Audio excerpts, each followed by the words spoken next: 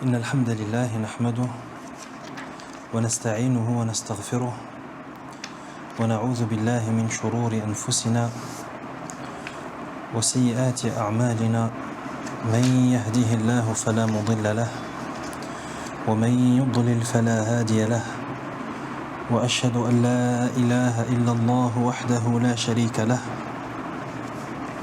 وأشهد أن محمدًا عبده ورسوله صلى الله عليه وسلم. أما بعد فإن أصدق الحديث كتاب الله وخير الهدي هدي محمد صلى الله عليه وسلم وشر الأمور محدثاتها وكل محدثة بدعة وكل بدعة ضلالة وكل ضلالة في النار. أما بعد.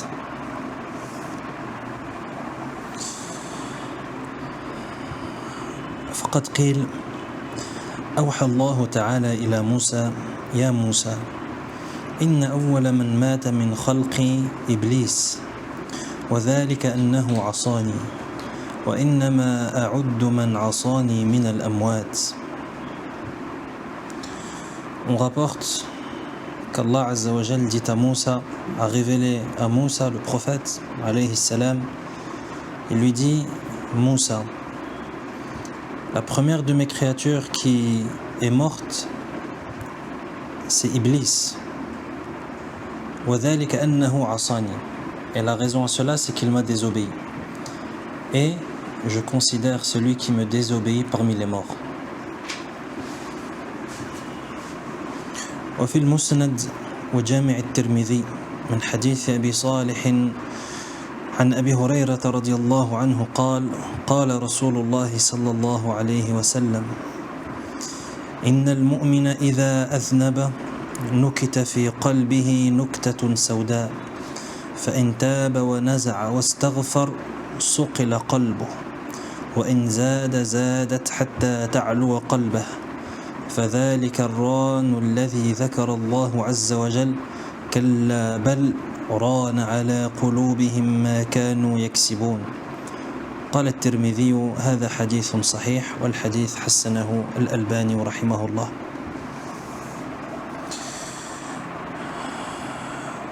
L'imam Ahmed rapporte dans son Musnad ainsi que At-Tirmidhi dans son Jami' un hadith d'Abu Huraira radiyallahu anhu qui rapporte que le messager d'Allah sallallahu alayhi wa sallam dit: lorsque le croyant commet un péché, on inscrit un point noir dans son cœur. Il y a un point noir qui vient s'inscrire dans son cœur. S'il se repent, qu'il cesse et qu'il implore le pardon, son cœur est poli. Poli du verbe polir. Comme on dit polir un bijou, polir un diamant. Quand ce genre de choses, par exemple lorsqu'un bijou commence à devenir sale, il est entouré d'impuretés, il commence à devenir noir, il commence à perdre de sa splendeur, qu'est-ce qu'on fait? On le polit. Donc le prophète sallallahu alayhi wa sallam dit: s'il se repent, qu'il cesse et qu'il implore le pardon, son cœur est poli de ce point. Mais s'il persiste, cela continue jusqu'à recouvrir tout son cœur. Et c'est là la rouille mentionnée par Allah lorsqu'il dit dans la traduction des sens du verset 14 de Surat Al-Mutaffifin: Kalla bal rana ala qulubihim ma kanu yaksibun. Non, une rouille recouvre plutôt leur cœur en raison de ce qu'ils commettaient. Une rouille, les couches qui recouvrent le cœur jusqu'à ce que le cœur devienne complètement aveugle. Nas'Allah al-afiyata wassalam. Donc on voit dans ce hadith que les péchés, qu'est-ce que ça cause? Ça cause là, et ça provoque la noirceur du cœur. Parce qu'à chaque fois qu'un péché est commis, il y a un point noir qui vient s'inscrire dans le cœur.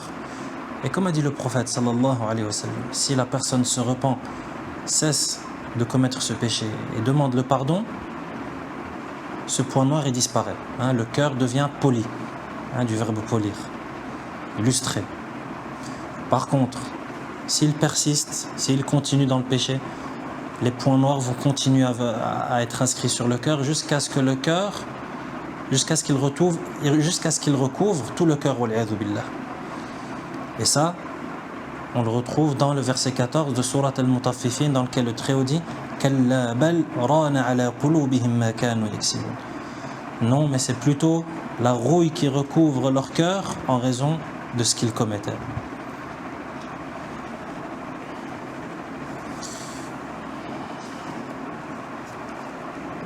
Ici, une question se pose. Quelqu'un pourrait très bien venir et nous dire d'accord, et si le cœur il est recouvert de couches, si le cœur il est recouvert d'un emballage, d'une rouille, ou il est recouvert de noirceur, il est où le problème?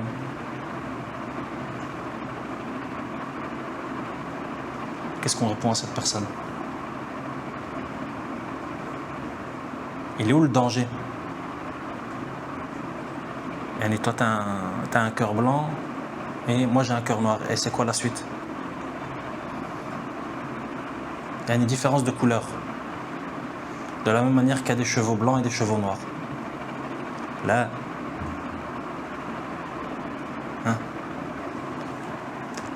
c'est quoi le danger que le cœur soit recouvert? Il ne peut plus accepter la vérité. Le cœur, il devient aveugle. Il ne va pas accepter la réalité. À coup sûr. Et ici, je mets un bandeau sur tes yeux. Est-ce que tu vois? Tes yeux sont recouverts. Si ton cœur est recouvert, tu vois la vérité? Tu la vois plus. Si je mets un bandeau sur tes yeux et que tu regardes le soleil, est-ce que tu le vois? Le soleil. Est-ce que tu le remarques? Là, pourtant c'est le soleil. Il y a quelqu'un qui est aveugle, par exemple. Qu'Allah nous préserve de la cécité et guérisse nos frères musulmans de la cécité. Il y a quelqu'un qui est éprouvé par la cécité, par le fait d'être aveugle. Si tu le mets et tu diriges son visage vers le soleil, est-ce qu'il voit? Pourquoi? Parce qu'il a perdu la vue. Allah Azza wa Jalla le guérisse, n'est-ce pas? Celui qui a perdu la vue du cœur, tu le mets en face de la vérité qui est claire comme le soleil en plein jour. Il la voit? Là, il la voit plus. C'est pour ça que tu remarques, toi-même, quand tu parles à certaines personnes, premièrement, les kuffars, pourquoi est-ce que vous ne vous soumettez pas à Allah subhanahu wa ta'ala? Pourquoi vous n'acceptez pas le messager que votre Seigneur qui vous a créé vous a envoyé? Celui qui t'a créé à partir du néant, qui t'a fait sortir du ventre de ta mère, et celui qui te nourrissait lorsque tu étais dans le ventre de ta mère, et qui te nourrit encore maintenant, et qui te fait descendre l'eau du ciel afin que tu puisses boire, celui qui s'occupe de toi, celui qui se charge de toutes tes affaires. Il t'a envoyé un messager et il te demande de l'écouter et de le suivre. Pourquoi est-ce que tu ne l'écoutes pas? Pourquoi est-ce que tu ne l'obéis pas? Des choses qui sont claires, comme le soleil, en plein jour. Là, il dit quoi? Il dit non, laisse-moi vivre ma vie, moi ça ne m'intéresse pas, moi j'y crois pas, c'est pas clair, c'est pas logique. C'est pas logique. Je te montre le soleil en plein jour et tu me dis que tu ne le vois pas? Non, c'est possible. De la même manière que l'aveugle ne voit pas le soleil en plein jour, celui dont le cœur est recouvert de couches ne voit pas la vérité, alors que toi tu la vois comme le nez au milieu de la figure. Les péchés, ça cause cela. Ça fait en sorte que le cœur devient aveugle. Et d'ailleurs, Allah Azza wa Jalla en parle dans le Coran. Des cœurs qui sont aveugles. Des cœurs qui deviennent aveugles. On demande à Allah Azza wa Jalla de nous préserver de cela. C'est très très dangereux. Donc celui qui veut voir la vérité, et tout le monde doit voir la vérité, parce que la vérité, tu ne pourras pas t'y soumettre et tu ne pourras pas la mettre en pratique. Tu ne pourras t'y soumettre et la mettre en pratique qu'après l'avoir vue, qu'après en avoir pris connaissance. N'est-ce pas? فنسأل الله أن يرينا الحق حقا وأن يرزقنا اتباعه وأن يرينا الباطل باطلا وأن يرزقنا اجتنابه. Ça c'est une invocation importante à mémoriser et à dire. نسأل الله أن يرينا الحق حقا. On demande à Allah de nous faire voir la vérité, وأن يرزقنا اتباعه, et de nous accorder de suivre cette vérité. C'est-à-dire que toi tu demandes à Allah de te faire voir la vérité en vérité. Qu'est-ce que ça signifie ça? Tu demandes à Allah qui ne te fait pas voir la vérité en faux.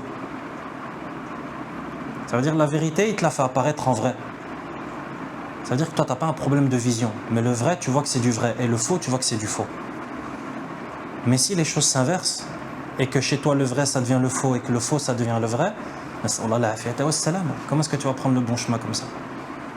Toi, tu prends le chemin qui mène vers l'enfer, et tu penses aller au paradis. Et tu t'écartes du chemin qui mène vers l'enfer selon toi, ton opinion, et selon ta vision, et selon ta pensée, alors qu'en réalité, ce chemin mène vers le paradis. Donc tu demandes à Allah qu'il te fasse montrer le vrai en vrai et qu'il t'accorde le fait de le suivre. Parce qu'après avoir vu la vérité comme étant vraie, c'est pas fini. Il faut l'emprunter, le chemin de la vérité. Et deuxième partie du dua, وَأَنْ يُرِيَنَا الْبَاطِلَ بَاطِلًا وَأَنْ يَرْزُقَنَا اجْتِنَابَهُ. Et de nous montrer le faux en faux. C'est-à-dire que tu demandes à Allah que le faux, il te fait prendre conscience que c'est bien du faux et que c'est bien du mal, afin que tu n'empruntes pas ce chemin. Et ensuite tu dis وَأَنْ يَرْزُقَنَا اجْتِنَابَهُ, et qu'il nous accorde de s'en écarter.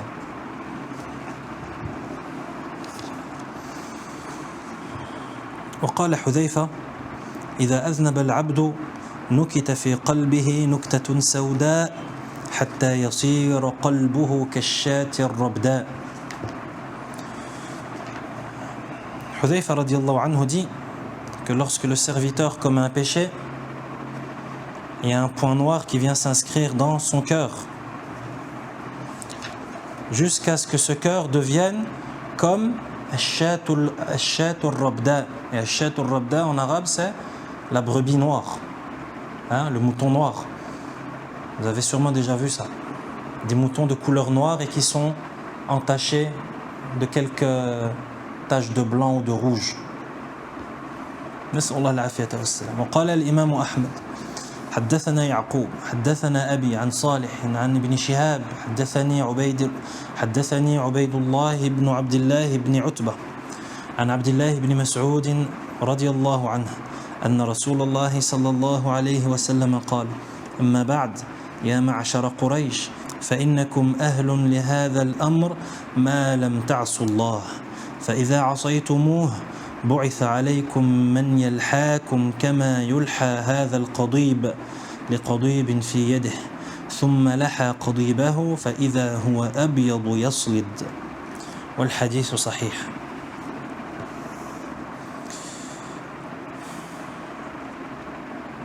L'imam Ahmed rahimahullah rapporte et recueille un hadith d'Abdullah ibn Mas'ud radiyallahu anhu qui dit que le messager d'Allah sallallahu alayhi wa sallam dit Amma ba'd ya ma'shara Quraysh. Donc il s'adresse aux Qurayshites, les membres de la tribu de Quraysh, qu'on appelle les Qurayshites. Aux membres de la tribu de Quraysh, vous êtes les plus dignes de cette chose tant que vous ne désobéissez pas à Allah. Qu'est-ce qui est voulu ici par la chose dans le hadith du prophète sallallahu alayhi wa sallam? C'est le califat. C'est le califat. Car, comme vous le savez, le prophète sallallahu alayhi wa sallam a dit dans des hadiths, et comme il le dit dans ce hadith qui est authentique, فَإِنَّكُمْ أَهْلٌ لِهَذَا الْأَمْرِ. Mais comme ça a été dit de manière explicite dans d'autres hadiths, c'est que le califat revient à la tribu de Quraysh. Donc c'est ça qui est voulu par la chose ici dans le hadith, c'est le calife, c'est-à-dire que les califes doivent être de la descendance de Quraysh. Le prophète sallallahu alayhi wa sallam dit c'est vous qui êtes le plus digne de cette chose tant que vous ne désobéissez pas à Allah.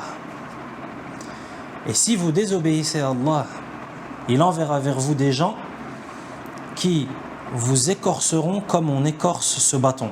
Et il avait dans sa main un bâton ou une branche, sallallahu alayhi wa sallam. Écorcer, qu'est-ce que ça signifie?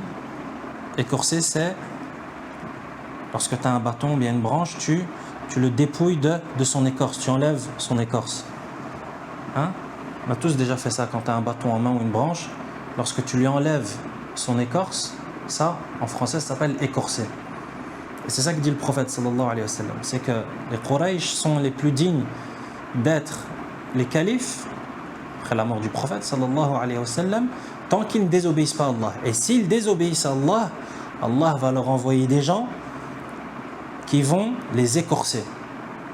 Comme on écorce ce bâton. Et il tenait un bâton dans sa main sallallahu alayhi wa sallam. Et ensuite, fin du hadith, qu'est-ce que dit le rapporteur? Il dit ثُمَّ لَحَا قَضِبَهُ. Et le prophète sallallahu alayhi wa sallam a effectivement écorcé le bâton qui se trouvait dans sa main jusqu'à ce que ce bâton devienne blanc et éclatant. Hein, quand tu enlèves l'écorce d'une branche, l'intérieur de la branche, elle est quelle couleur? Elle est blanche. Donc regardez l'image qu'a donné le prophète sallallahu alayhi wa sallam de celui qui désobéit à Allah. Bon, ici ça concerne Quraysh. Il leur a dit que si vous désobéissez à Allah, Allah va vous envoyer des gens qui vont vous écorcer comme on écorce ce bâton. Et le hadith est authentique. وذكر الإمام أحمد عن وهب أن الرب عز وجل قال في بعض ما يقول لبني إسرائيل إني إذا أطعت رضيت وإذا رضيت باركت وليس لبركتي نهاية وإذا عصيت غضبت وإذا غضبت لعنت ولعنتي تبلغ السابع من الولد.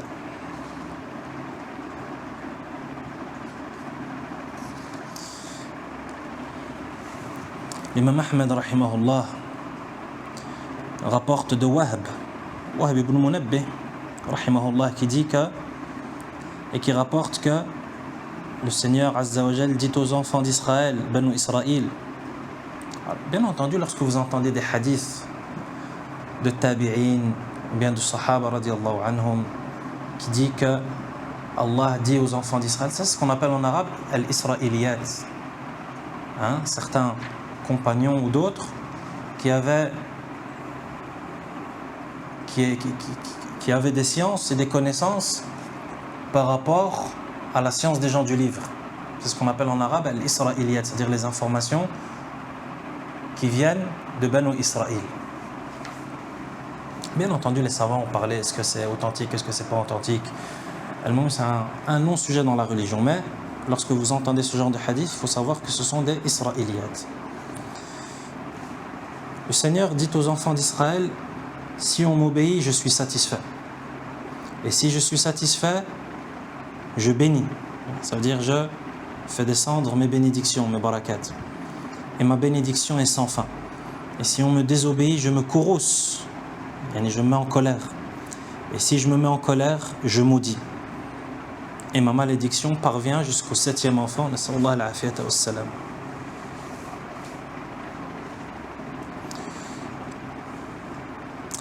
وذكر أيضا عن وكيع حدثنا زكريا عن عامر قال كتبت عائشة إلى معاوية أما بعد فإن العبد إذا عمل بمعصية الله عاد حامده من الناس ذاما. عامر, comme cela est également rapporté par l'imam Ahmed, rapporte de Aïcha radiyallahu anha qui écrit à Muawiyah et qui lui dit, lorsque le serviteur désobéit à Allah, celui qui le complimentait et faisait ses éloges devient quelqu'un qui le blâme et le critique. Regarde la compréhension encore une fois de ces gens. Et regarde comment est-ce que ces gens faisaient le lien entre les textes du Coran et de la Sunna et leur quotidien. Lorsque la personne désobéit à Allah, Aïcha radiallahu anha, elle dit quoi? Elle dit lorsque quelqu'un désobéit à Allah, celui qui auparavant le complimentait, lui disait t'es quelqu'un de bien, t'es quelqu'un de généreux, t'es quelqu'un d'hospitalier, t'es une bonne compagnie, qu'est-ce qui se passe? Il devient quelqu'un qui le critique et qui le blâme. Enfin, toi aussi pose-toi la question, si du jour au lendemain tu vois quelqu'un qui avant te faisait des compliments et faisait tes éloges et, comme on dit en français, te jetait des fleurs, du jour au lendemain il t'insulte, il te critique, il te dit des mauvaises paroles, pose-toi la question, qu'est-ce qui a causé cela? Qu'est-ce qui a causé cela?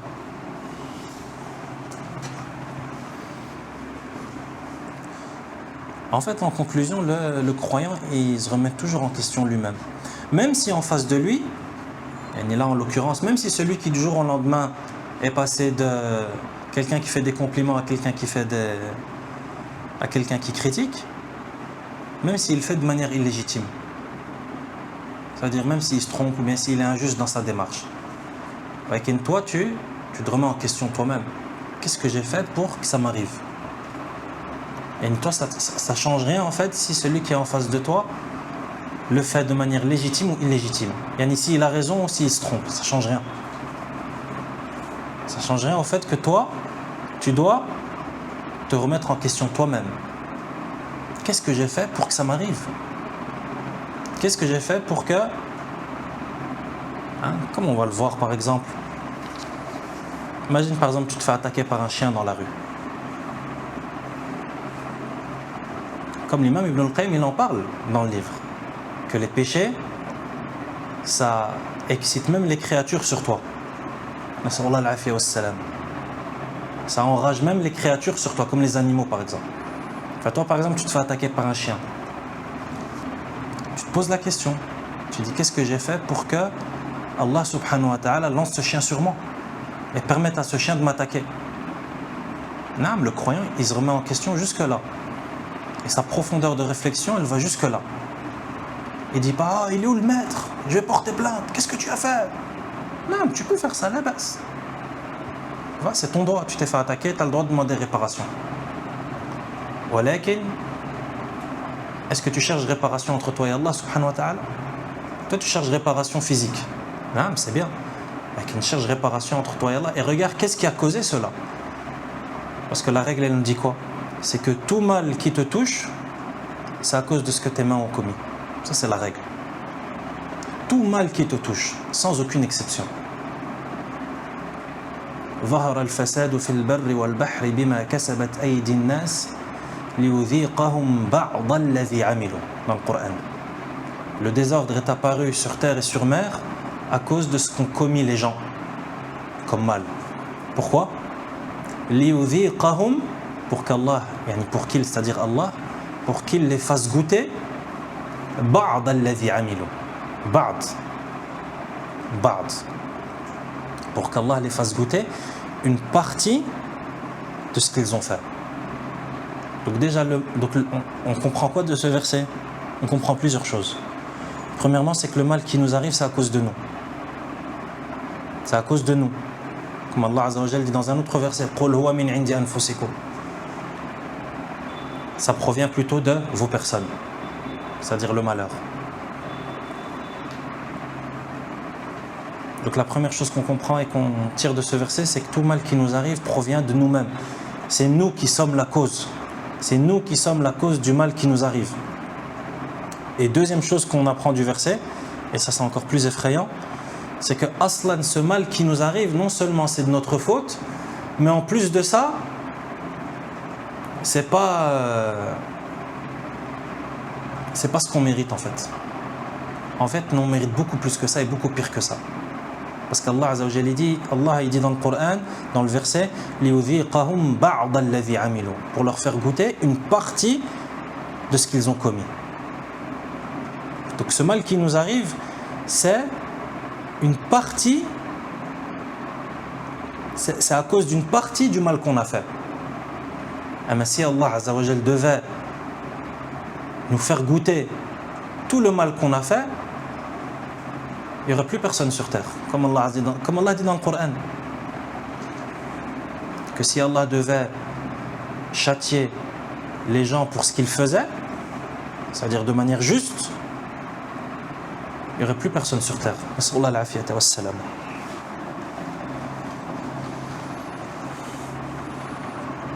Donc tu comprends de là, qu'est-ce que tu comprends de là? C'est que le mal qui t'arrive en réalité, c'est Allah, il a été doux avec toi. Allah, il a été doux. Parce que si Allah, il nous faisait goûter ce qu'on mérite, on aurait vu autre chose, wallahi. Voilà pourquoi d'ailleurs, une des pires invocations, lorsque les salafs avant voulaient l'anéantissement de quelqu'un, qu'est-ce qu'ils disaient? Il y a une des pires invocations peut être faite contre quelqu'un, c'est quoi? C'est d'invoquer contre lui le fait qu'Allah le traite avec justice. Ça veut dire qu'il lui donne ce qu'il mérite. Ça, c'est une des pires invocations qui existent. Pourquoi? Parce que si Allah donne à quelqu'un ce qu'il mérite, là, c'est fini. Oublie cette personne.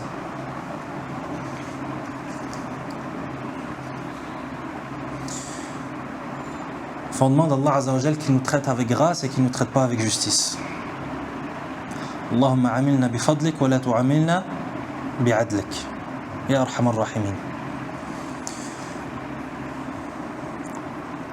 وذكر أبو نعيم عن سالم بن أبي الجعد عن أبي الدرداء قال ليحذر امرؤ أن تلعنه قلوب المؤمنين من حيث لا يشعر ثم قال أتدري مما هذا؟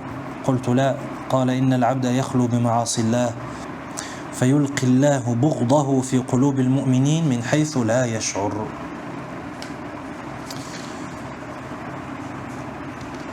Abu Nu'aym rahimahullah rapporte selon Abu Darda radiyallahu anhu qui dit ليحذر امرؤ أن تلعنه قلوب المؤمنين من حيث لا يشعر. Il dit que l'individu prenne garde à être maudit par le cœur des croyants, d'où il ne s'y attend pas. Que l'individu prenne garde à ce qu'il soit maudit par le cœur des croyants, d'où il ne s'y attend pas. Abu Darda, il dit, savez-vous pourquoi cela? Et on lui répond non. Il répond, إن العبد يخلو بمعاصي الله فيلقي الله بغضه في قلوب المؤمنين من حيث لا يشعر. Il dit, c'est lorsque le serviteur s'isole et désobéit à Allah et qu'Allah Azza wa Jal lance dans le cœur des croyants son aversion et sa haine pour lui. Min haythu la yash'ur, de là où il s'y attend pas. Mas'Allah al-afiya wassalam. Donc regarde, le fait de désobéir à Allah en privé, le fait de désobéir à Allah en cachette, yakhlu bi ma'asillah, ça veut dire il s'isole et il désobéit à Allah. Ça veut dire lorsqu'il est devant les gens, c'est un compagnon. Mais lorsqu'il est en cachette, lorsqu'il est tout seul, ça devient le diable. Nas'Allah al-afiya. Donc celui qui fait des péchés en cachette, Abu Darda radiyallahu anhu, il dit qu'Allah Azza wa Jal, il lance dans le cœur des gens son aversion et sa haine pour lui, dans le cœur des croyants. Et ça reflète parfaitement le hadith du prophète sallallahu alayhi wa sallam, qui dit que lorsqu'Allah aime quelqu'un, quel est celui qu'Allah aime? Celui qui l'obéit, celui qui le craint, celui qui suit, celui qui se conforme à ses ordres et qui ne commet pas ses interdits. C'est lui qu'Allah aime.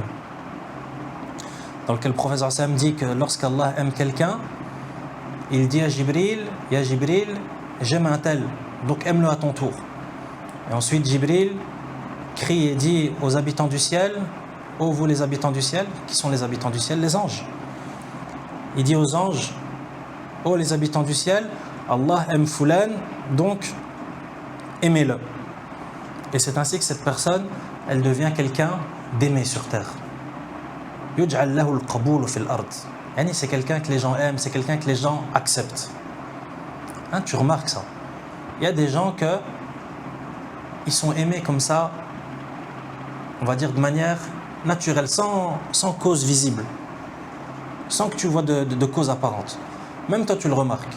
Il y a certaines personnes que tu as rencontrées dans ta vie, tu les as aimées comme ça, alors qu'il ne t'a rien fait. Yani, il t'a rien offert, il t'a pas offert un voyage, ou bien il t'a pas offert des cadeaux, ou bien vous connaissez pas depuis. Vous connaissez pas, mais cette personne tu l'aimes. C'est exactement ce hadith. Lorsqu'Allah aime quelqu'un, la conséquence c'est quoi? C'est que les croyants vont l'aimer. Et le contraire aussi. L'autre partie du hadith. Lorsqu'Allah déteste quelqu'un, il le dit à Jibril. Et il dit à Jibril de détester cette personne aussi. Et ensuite Jibril le dit aux habitants du ciel.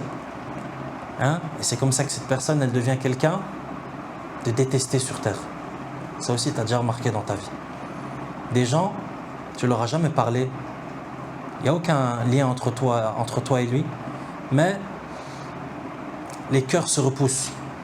Les cœurs se repoussent et les gens n'aiment pas cette personne. La majorité des gens n'aiment pas cette personne.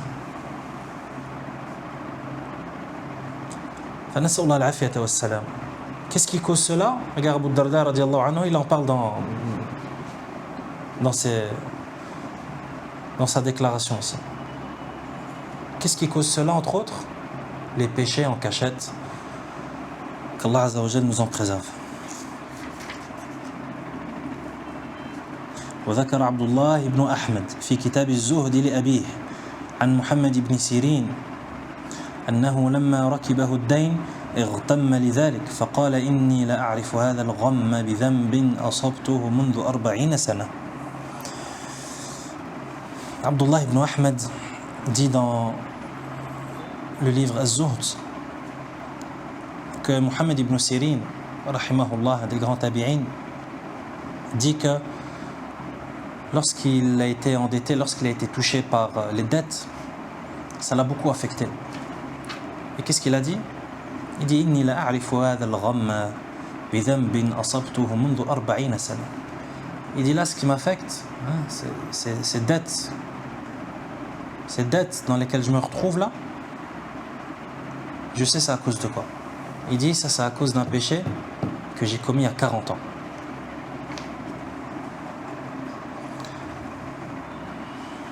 Est-ce que nous on réfléchit comme ça quand on est pris par les dettes? Allah musta'an. Bien sûr, lorsque tu lis des textes comme ça, tu comprends aussi pourquoi est-ce que ces gens, c'est l'élite de la communauté. Donc non seulement regarde la façon dont il réfléchit, parce que c'est la réalité, tout mal qui nous touche c'est à cause de nos péchés, mais regarde aussi un péché qu'il a commis à 40 ans, il est encore dans sa tête. Il y a 40 ans. Un péché qu'il a commis à 40 ans, il est toujours là dans sa tête. Et il est sur ses gardes. Non, c'est comme ça qu'est le croyant. Comme c'est venu dans des textes, que le croyant il voit ses péchés comme une montagne qui va s'écrouler sur lui. L'hypocrite, pour lui ses péchés c'est quoi? C'est comme une mouche qui vient le déranger là sur son nez et il fait juste avec sa main comme ça. C'est quelque chose de vite fait. Mes péchés là à la base c'est pas grave. C'est comme une mouche. Un coup de main et c'est parti. Le croyant non. Le croyant il voit ses péchés comme des montagnes. Regarde Muhammad ibn Sirin, il y a 40 ans, il se rappelle d'un péché il y a 40 ans.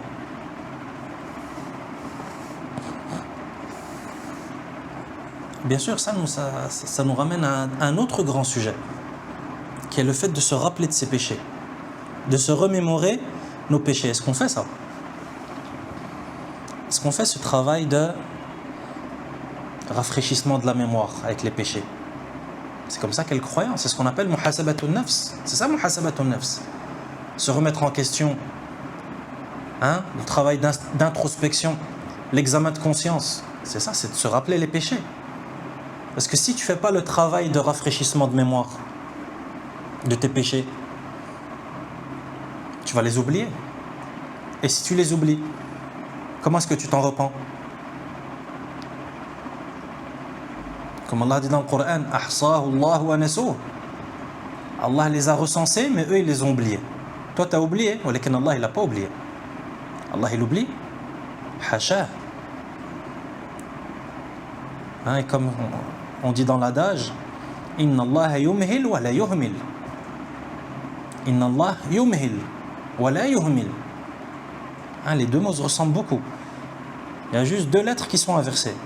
Inna Allah yumhil, du verbe amhala yumhilu, c'est-à-dire il accorde un délai. Allah il accorde des délais. Naam, ça c'est juste. Walakin la yuhmil, mais il n'oublie pas. Iyak, ne te fais pas tromper par les délais. C'est pas parce qu'Allah te donne un délai qu'il a oublié. Inna Allah yumhil wa la yuhmil. Allah donne des délais, mais il n'oublie pas, il néglige pas. Tout est écrit, tout est recensé.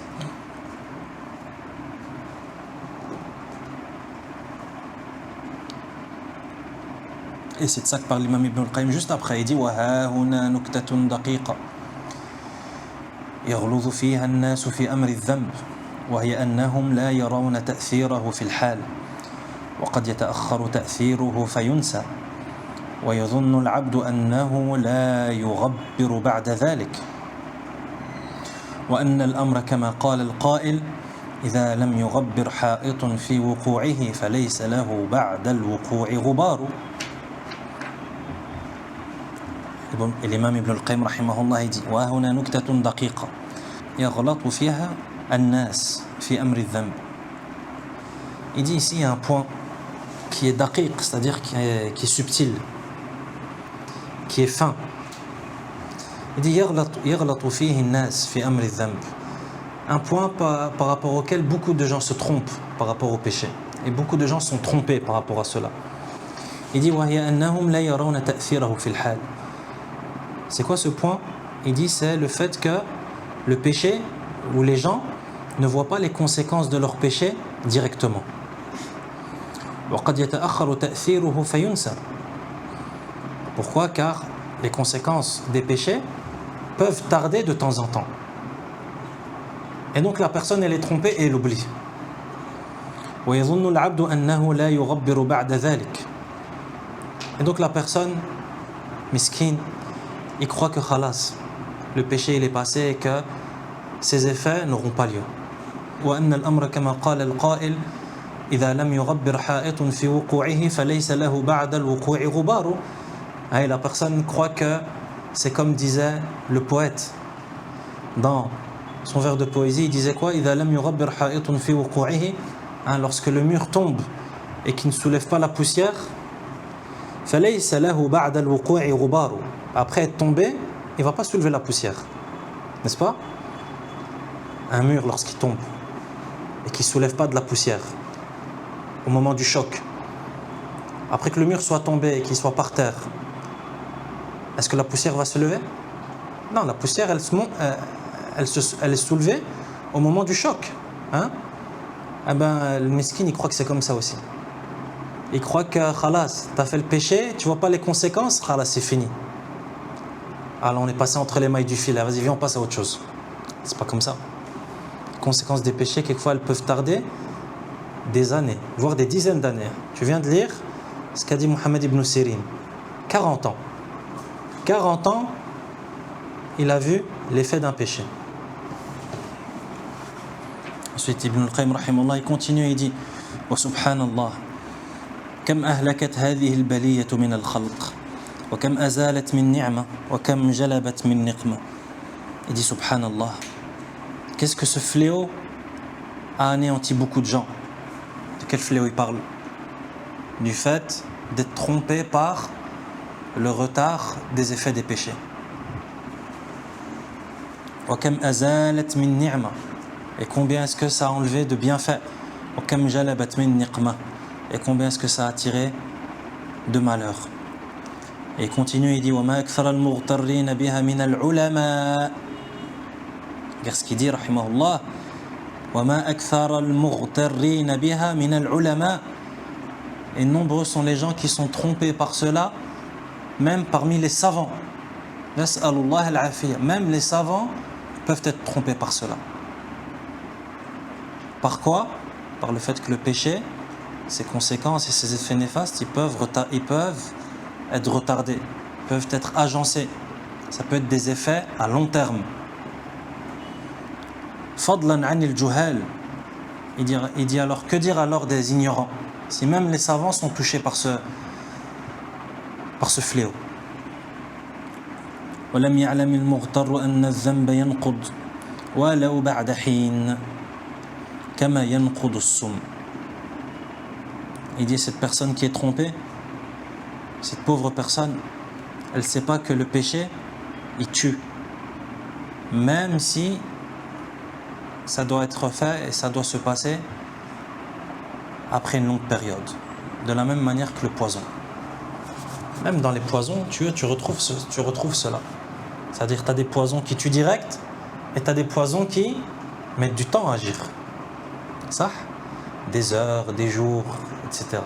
Les péchés, c'est pareil.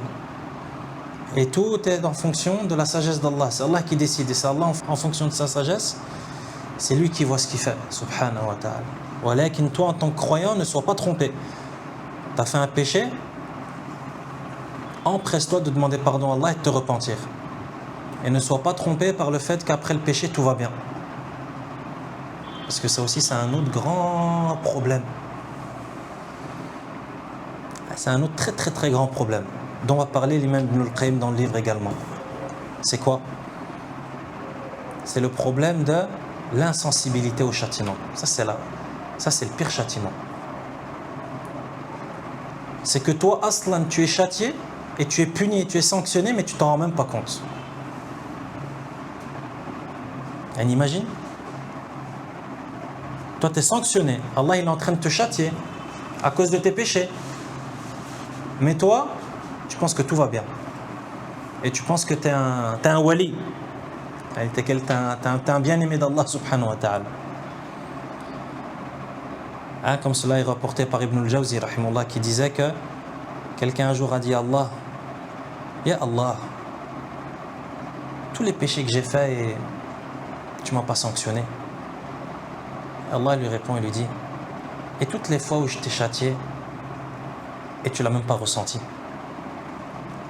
Il lui a dit, est-ce que je t'ai pas interdit la prière nocturne? Est-ce que je t'ai pas interdit le fait de me demander des choses? Ça, c'est pas le pire des châtiments. Et est-ce que je t'ai pas interdit la douceur de la prière nocturne? Est-ce que je t'ai pas interdit la saveur du fait de me demander à voix basse? Ça, c'est pas un des pires châtiments? Et toi, tu t'en es même pas rendu compte.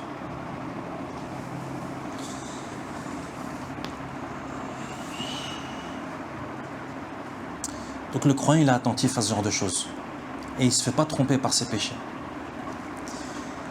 وقد ذكر الإمام أحمد عن أبي الدرداء اعبدوا الله كأنكم ترونه وعدوا أنفسكم في الموتى واعلموا أن قليلا يغنيكم خير من كثير يلهيكم واعلموا أن البر لا يبلى وأن الإثم لا ينسى.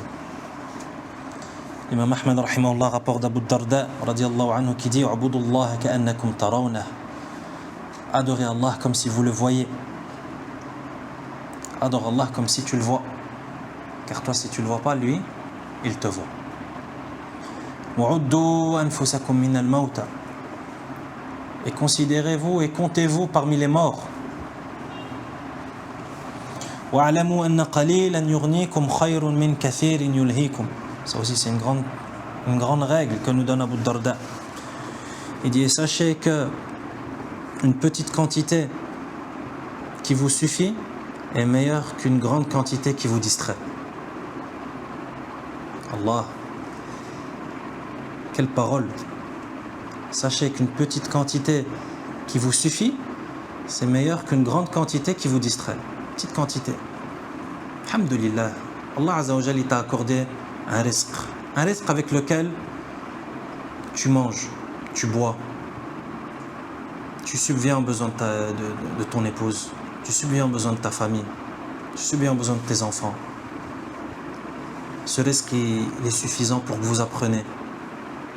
Ce rizq il est suffisant pour que vous vous soignez en cas de maladie. Qu'est-ce que tu veux de plus?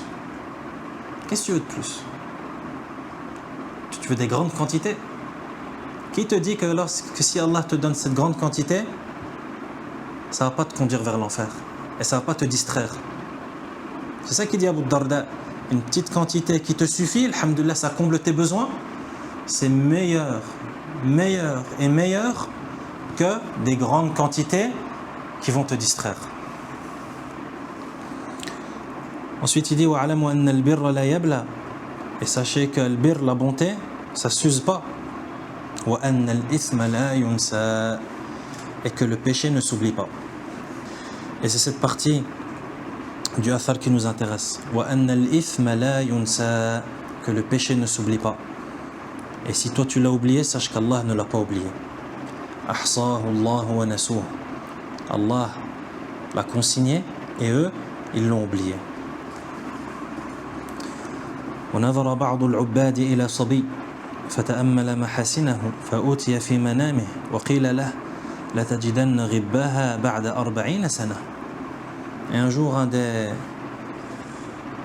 adorateur, c'est-à-dire quelqu'un qui était consacré à l'adoration, un dévot, regardait un jeune enfant.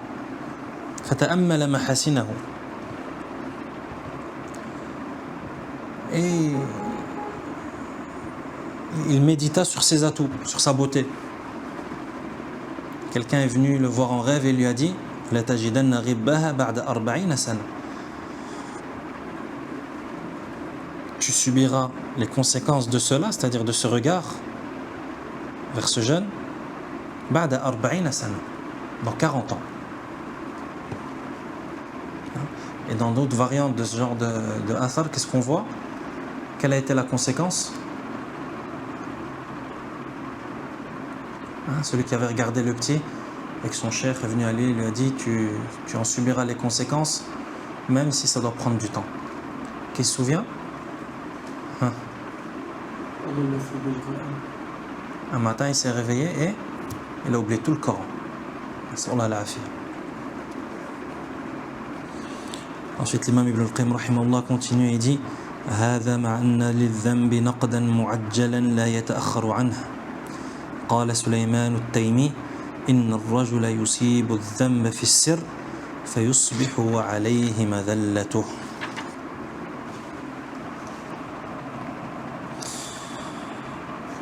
Ibn al-Qayyim rahimahullah il dit, donc après avoir parlé des conséquences à long terme des péchés, les effets néfastes qui ont lieu à long terme, il dit et malgré cela il y a des conséquences des péchés qui ont lieu à court terme et qui elles ne tardent pas. Il cite la parole de Sulayman al-Taymi qui dit إن الرجل لا يصيب الذنب في السر فيصبح عليه مذلته. Il dit l'homme accomplit le péché en cachette et il se réveille au matin وعليه مذلته et il porte l'humiliation. Il porte l'humiliation. Humilié, vil sur son visage.